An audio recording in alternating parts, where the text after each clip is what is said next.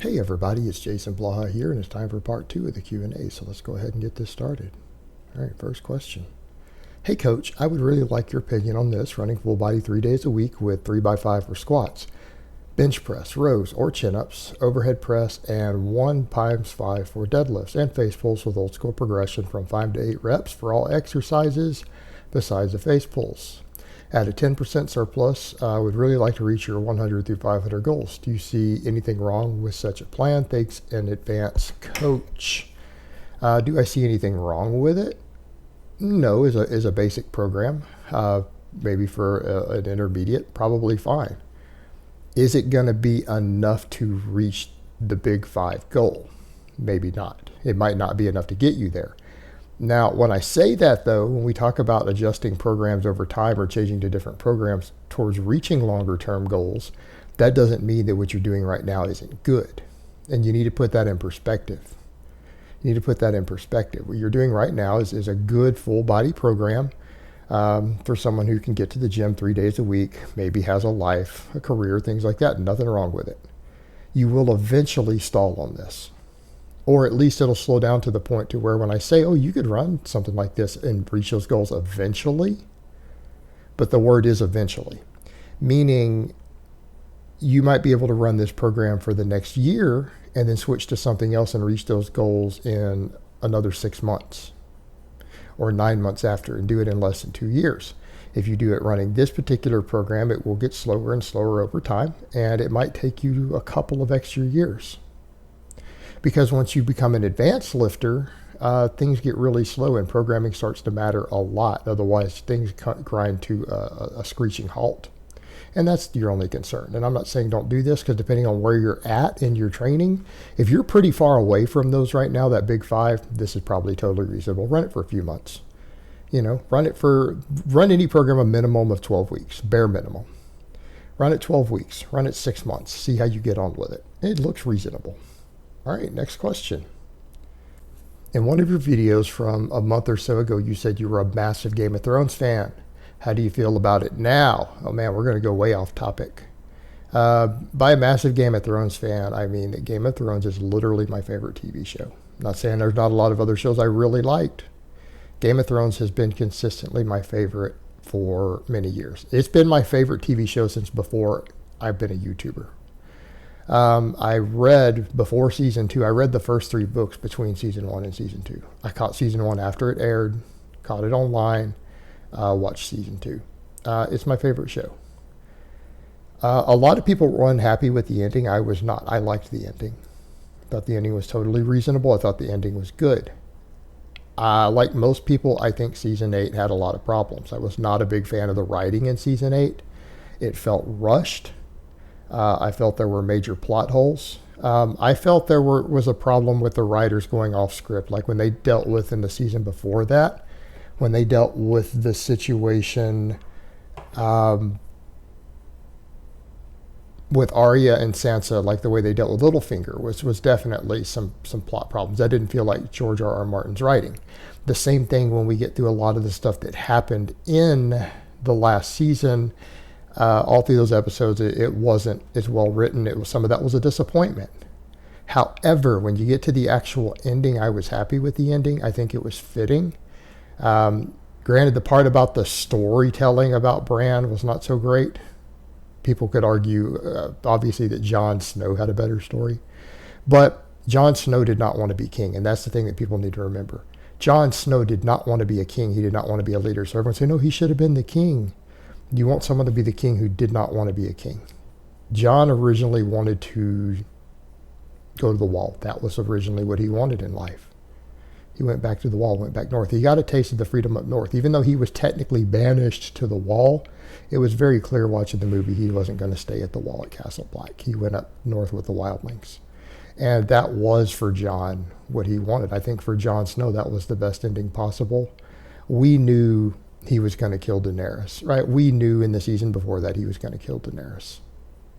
So that was a given. That we already knew that was going to happen. And I think the ending was fitting. I was happy with it. I liked the last episode and the way the show ended personally. I just didn't like the last season. I don't think it was well written.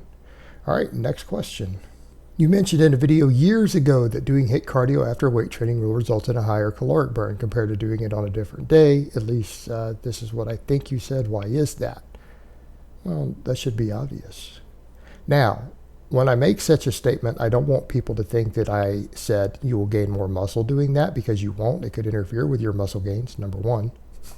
Number two, I don't want people to think that I'm saying you're going to lose an extra pound of body fat every month doing it this way either, because that's not what I said. Well, think about it this way. When is your metabolic rate usually the highest? Right after you lift weights.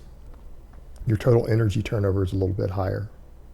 Therefore, when doing your HIIT cardio, you might burn a little more calories. You probably will. You burn a little more calories doing everything after you train. Taking a walk burns more calories after you train, because you still have that post-workout effect going on.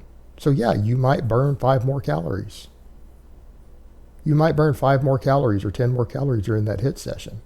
The only question becomes, is that really meaningful? No. That's not even an ounce of body fat per month, right? It's not. But it is more calorie burn. And I think my point with that, and I don't really remember that video. I don't remember what you're talking about, because you've got to remember how many years ago I've done different stuff.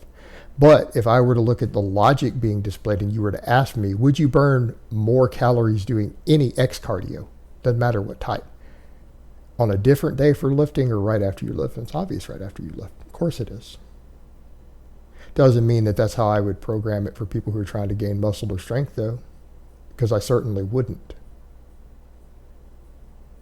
Says me, my opinion.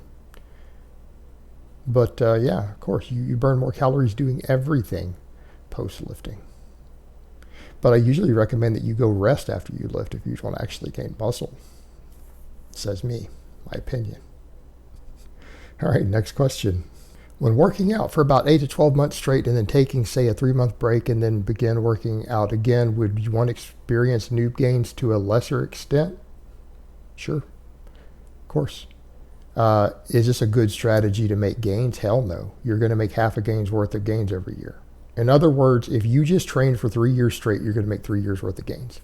If you followed this strategy for 3 years straight, you're going to make a year and a half worth of gains instead of 3 years worth of gains, right? Usually it's time back training to replace the downtime. So if you take 3 months off from lifting, it's going to take you about 3 months of training again to regain whatever you lost. Now, that could end up being close to noob gains again, right? That could be a pound of muscle every month or 2 pounds of muscle up to in those months. You might gain 5 pounds of muscle. Hypothetically, the 5 pounds of muscle that you lost in that 3-month break, you might regain it over 3 months. Well, that's noob gains. And then you go back to making your normal progress. But you got to remember, this is going to basically slow you down tremendously. So that's what I would say. So essentially, you're losing 6 months worth of progress every year if you do this. Like if every year you take a 3-month break after, say, exactly 9 months, right? So you train 3 months out of 3/4 of the year. You're going to basically spend the next quarter of the year, the next season, regaining what you lost in the downtime. So you're only going to make 6 months worth of progress every year. So yeah, but it's not an advisable strategy. If you have some lifestyle happening where you have no choice, that's fine. I wouldn't recommend you do it if you can avoid it. All right, next question, and last question of the week. Hey Jason, I have a question. I'm a newbie. Well, I did do about a year fluff and pump, and I have a few years of karate under my belt, but I have had a knee injury about half a year ago, and I'm trying to save money for an operation. My question is, do you think I should go back to the gym and train my upper body properly, or should I wait to get well and do full body? Because I feel like it could kill my leg gains if I go nowhere and neglect my legs. I mean, any input would really help. Thanks. Not training is never an option at any point in your life for any reason. If you're on chemotherapy, you need to be lifting weights. Unless you are bedbound and an invalid, you need to be weight training, period. No excuses. If you get your leg chopped off, you need to train the other leg even while the bad one's healing. And I don't know what else to say on that. Yes, you should be training. You should be training everything you can. In fact, you need to find exercises that you can do safely with your damaged knee in the meantime. That is not optional. Just because you have a bad knee, if you can physically move it, does it bend? Can you walk? then you need to find a way to train that leg, period. Full stop.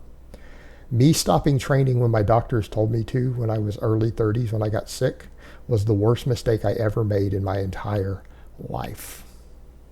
Let me state that again. If there's any one thing I could do over in my entire life, there's a few, but if I could only pick one, that would be it.